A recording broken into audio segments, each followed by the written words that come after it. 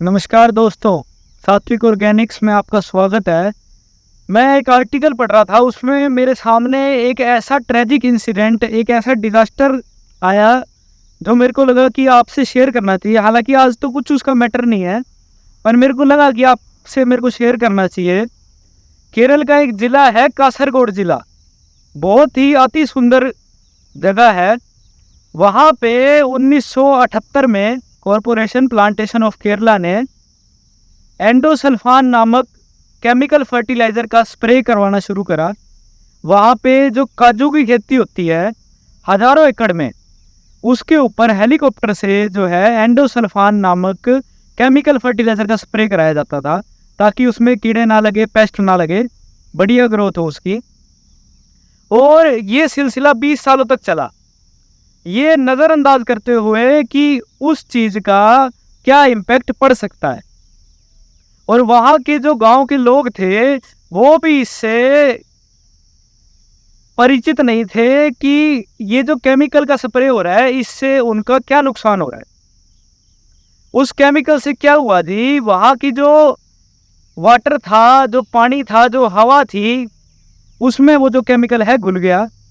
और उसके बाद उसका जो इफ़ेक्ट है वहाँ के लोगों पे, गाँव वासियों पे, पशु पक्षियों पे, जीव जंतुओं पे दिखने लगा।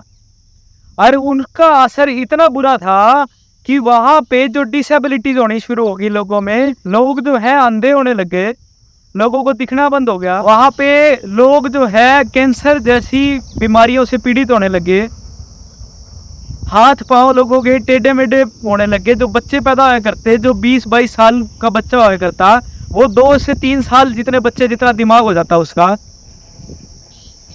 वहाँ का जो इम्पैक्ट था, वहाँ के लोगों ने जब एड्रेस किया तो बहुत वक्त गुजर चुका था। इतना बड़ा इम्पैक्ट पड़ा कि आने वाली जनरेशन्स तक उनकी खराब हो गई। हर परिवार ऐसा था जिनमें से कई सदस्यों की मौत हो गई, सिर्फ बीमारियों के कारण, जो कि एक केमिकल से हुआ। जब गांव वासियों ने ये मुद्दा एड्रेस किया, तब उन्होंने प्रोटेस्ट करे, सरकार तक बात पहुंचाने की कोशिश करी, तब तक बहुत देरी हो गई थी। सरकार ने इसको एड्रेस करा 2001 में। केरल में तो तभी इसका जो यूज़ है वो बंद करवा दिया गया, पर पूरे भारत में इसका जो इस्तेमाल होता था वो 2011 में पूर्णतः बंद हुआ।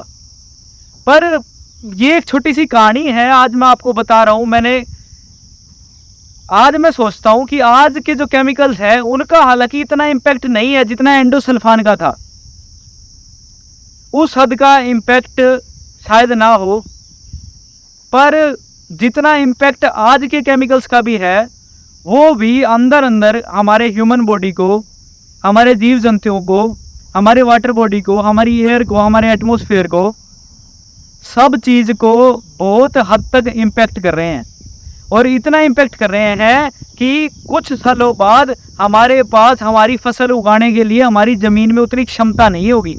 हमारी ज़मीन इतनी वीक हो जाएगी, इतनी हमारी मिट्टी वीक हो जाएगी, इतना हम केमिकल डाल के हमारी धरती माँ को बंजर कर देंगे कि हमारे पास गेहूँ उगाने के लिए भी, सब्जियाँ उगाने के लिए भी, फल उगाने के लिए भी ज़मीन पर्याप्त मात्रा में न्यूट्रिएंट वाली, फर्टिलिटी, उपजाऊ, हमारी ज़मीन में उतनी क्षमता कि वो कुछ भी उपज दे सके, वो नहीं रहेगी अगर हम इसी प्रकार से केमिकल डालते गए जैसे हम आज डालते हैं।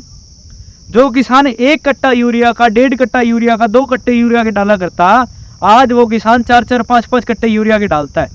जो किसान आधा कट्टा डीएपी का 1 एकड़ में डाला करता, वो आज 2-2 कट्टे डालता है। जो किसान केमिकल स्प्रे 1 दफ़ा या 2 दफ़ा या करता भी ना होता, वो किसान आज फसल में 5-5, 6-6 दफ़ा केमिकल स्प्रे का इस्तेमाल करता है, इंसेक्टिसाइड, पेस्टिसाइड्स का। और वही सारी चीज़ें हमारे पेट में आती है, हमारे शरीर को इफेक्ट करती है। जो हम चारा उगाते हैं, वो हमारा पशु खाते हैं, वही दूध देता है वो केमिकल वाला, और वही हम कंज्यूम करते हैं। और उसी से ही आज जो हमारे हेल्थ इश्यूज़ है, सब केमिकल फर्टिलाइज़र की वजह से है। इस किस्से से, इस ट्रेजिक इंसिडेंट से, इस डिज़ास्टर से हमारे को एक सीख लेनी चाहिए।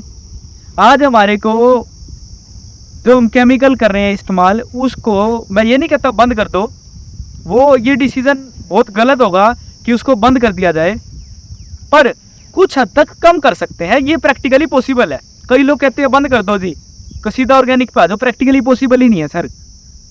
पर प्रैक्टिकली पॉसिबल जो चीज़ है वो है उसको कम करना, धीरे धीरे कम करते।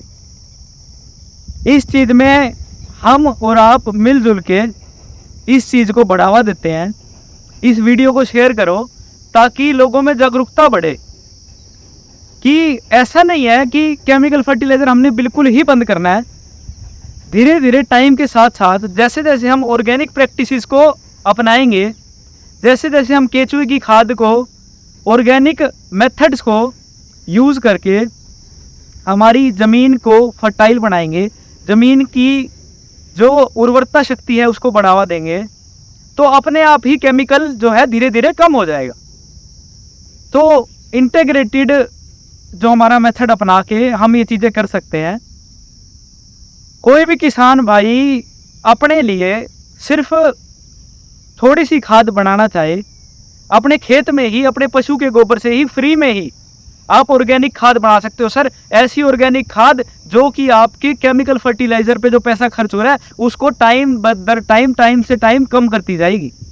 आपकी फ्री की खाद जो घर पे तैयार होगी, आपकी दुनिया की सबसे बेस्ट खाद, सबसे बेहतर खाद जो कि है केचुआ खाद, जो कि और बेहतर बन जाती है अगर हम उनमें कुछ अच्छे बैक्टीरिया का, अच्छी इंग्रेडिएंट्स का और इस्तेमाल करते हैं तो वो और अच्छी हो जाती है।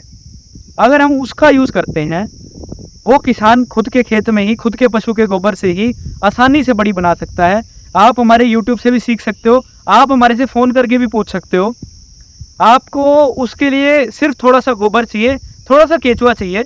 अगर आपको केचुआ नहीं मिलता तो हम भिजवाएंगे आपके पास केचुआ। उसके बाद प्रोसेस हम समझाएंगे आपको। आप खुद के घर में खाद बनवाओ, खुद खाद बनाओ, खुद के खेतों में यूज़ करो। हमारा इस मुहिम में सिर्फ एक यही स्वार्थ है कि सर खुद की खाद बनाए, ना खरीदो आप किसी से, ना हमारे से, ना किसी और से। खुद की खाद बना के आप खुद के खेतों में यूज़ करो और फिर उसका रिजल्ट देखो। आपका ही खर्चा बचेगा केमिकल फर्टिलाइजर्स का लॉन्ग टर्म में।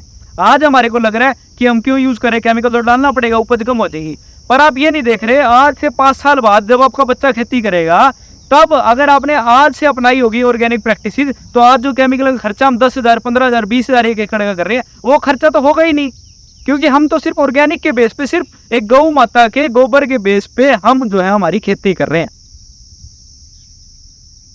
आपको ये वीडियो पसंद आई? ऐसी वीडियो देखने के लिए हमारे को सब्सक्राइब करें, ये वीडियो को शेयर करें और लाइक ज़रूर करें।